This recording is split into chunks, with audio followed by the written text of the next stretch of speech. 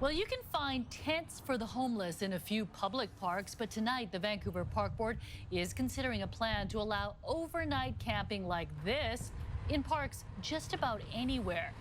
The people in charge of Vancouver Park say the homeless crisis deserves dramatic action, and that means giving the green light to homeless overnight camping in almost all parks.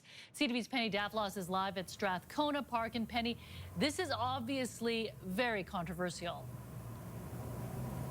Yeah, a lot of people already calling this a bad idea, Mijung, but the park board staff and commissioners are saying the courts have been very clear that they can't just evict someone who's been camping in a park if they're homeless, if they have nowhere to go. And that means that tent cities like this one, they'll likely be here for a while.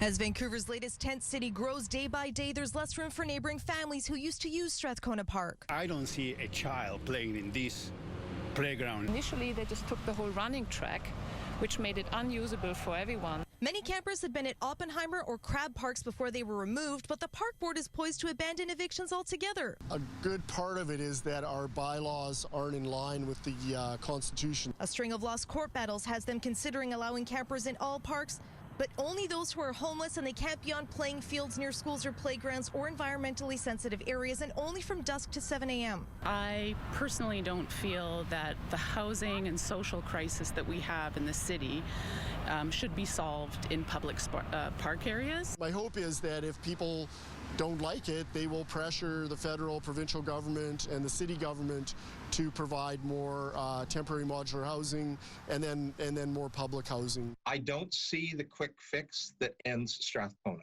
The province says permanent housing for everyone is the goal, but the services who clean, feed and treat mental health and addiction issues in social housing are at their limit after housing so many from Oppenheimer and elsewhere.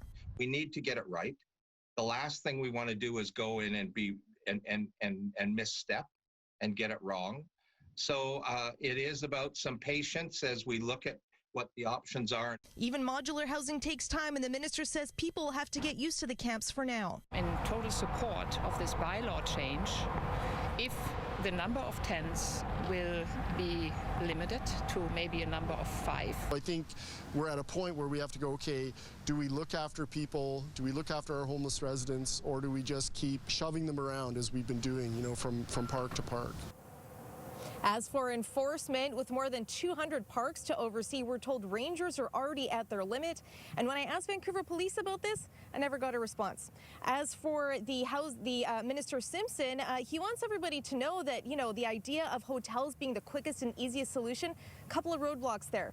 One, they need money from the federal government because it's quite expensive. And two, they need owners who are willing to sell. There's a shortage of both, Mijung, and that means no easy solutions here.